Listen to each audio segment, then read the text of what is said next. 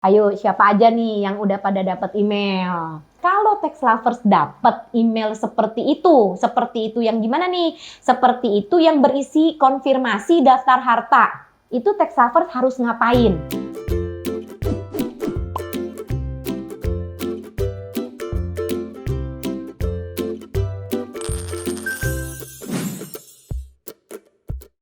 Hai tax lovers, welcome back with my YouTube channel with Cici Yeni.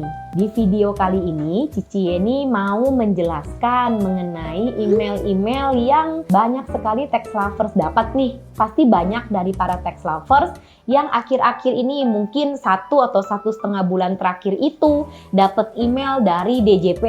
Tapi ini bukan cuman email untuk himbauan mengikuti PPS. Tapi di email-email kali ini, DJP secara lebih detail memberikan daftar-daftar harta berserta dengan selisihnya antara data yang dimiliki DJP dengan pelaporan SPT-nya para tax lovers.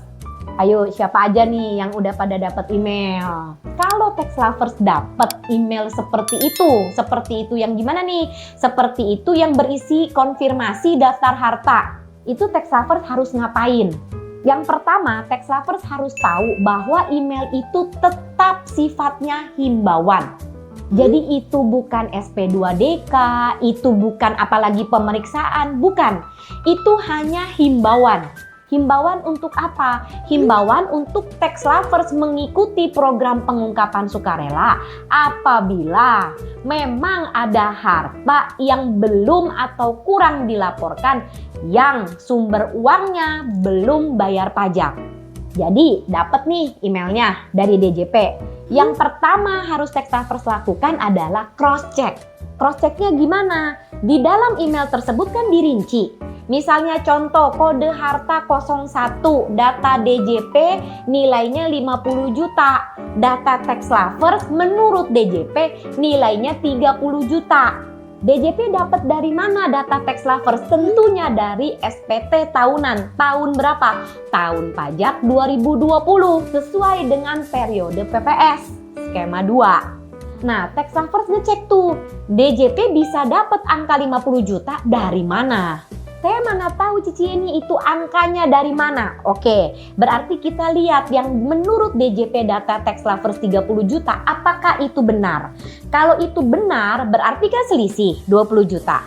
Apabila tax lovers tidak punya clue sama sekali bahwa ini selisihnya apa ya, maka tax lovers boleh berkomunikasi dengan AR tax lovers masing-masing. Nah, jadi di sini itu tidak ada satu acuan bahwa oh berarti kalau DJP bilang 50 juta, berarti sudah pasti benar. Belum tentu.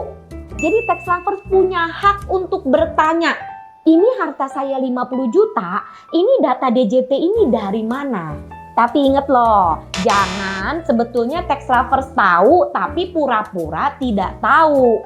Contohnya apa? Tax lovers tahu nih selisihnya 20 juta itu ada tabungan yang belum dilapor. Ya udah kalau tahu kayak gitu nggak usah ditanya ke AR.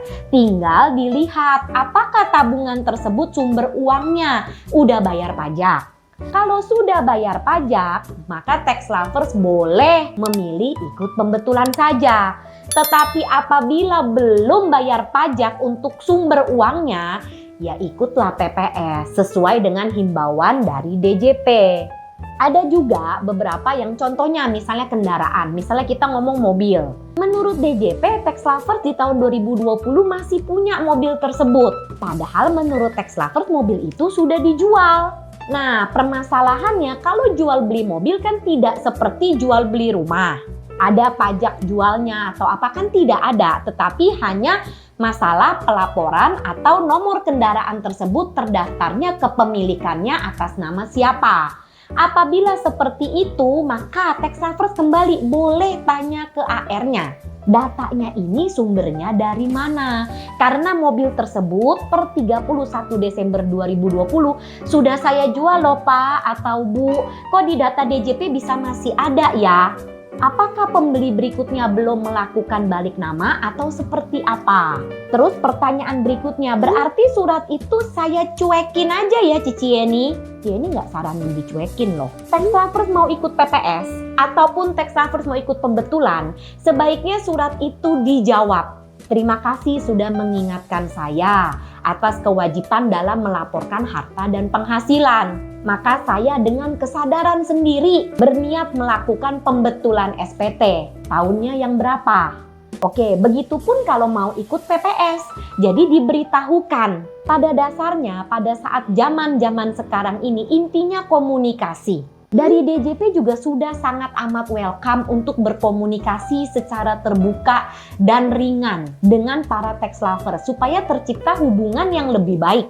Otomatis kalau hubungannya lebih baik, komunikasinya bisa lebih jalan. Jadi tax lover tidak melihat petugas pajak itu sebagai sosok yang menakutkan, dan petugas pajak juga tidak melihat tax lover sebagai sosok yang bersalah.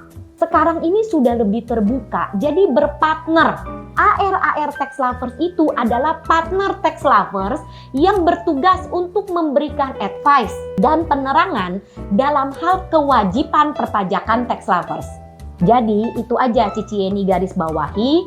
Poin pertama, surat himbauan tersebut bukanlah surat untuk nakut-nakutin, bukan. Karena balik lagi, DJP sudah punya database-nya. Cuma masalahnya, apakah itu 100% pasti valid? Belum tentu. Kenapa? Karena ada periode update di sana. Apakah itu sudah yang terupdate atau mungkin ada human error? Kita tidak pernah tahu. Tapi yang pasti tax lovers punya hak untuk bertanya, data ini dari mana? Apabila memang itu sudah clear, tax lover sudah mendapatkan penjelasan atau tax lover sudah dengan sendirinya tahu selisih itu atas apa, berarti kan pilihannya tinggal pembetulan atau PPS. Baik tax lovers mau pembetulan atau tax lovers mau PPS, ya suratnya tolong direspon.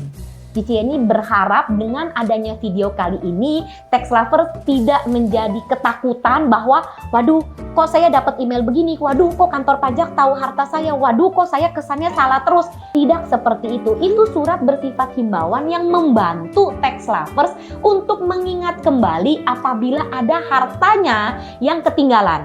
Ingat loh, ini email dikirimkan masih dalam periode PPS. Coba kalau dikirimnya setelah Juni. Karena balik lagi, yang harus dilihat itu adalah itikat baiknya dari DJP. Surat itu adalah bersifat membantu para tax lovers untuk mengingat atas harta-harta apa saja yang tax lovers punya. Itu aja tujuannya. Supaya apa? Supaya kewajiban perpajakan tax lovers itu nggak melulu kenanya sanksi, nggak melulu kenanya denda. Jadi itu aja, supaya balik lagi ke tujuan utama Cici Yeni membuat YouTube Cici Yeni ini adalah supaya para tax lovers itu bisa melakukan kewajiban perpajakannya dengan lebih tepat, supaya meminimalisasi resiko di kemudian hari. Oke, jadi Cici Yeni betul-betul berharap para tax lover harus jeli dan cerdas dalam mengambil keputusan sehubungan dengan pelaporan harta dan penghasilan tax lover setiap saat. Oke, so thank you for watching, thank you for subscribe, see you all my tax lovers in my next video. Bye-bye.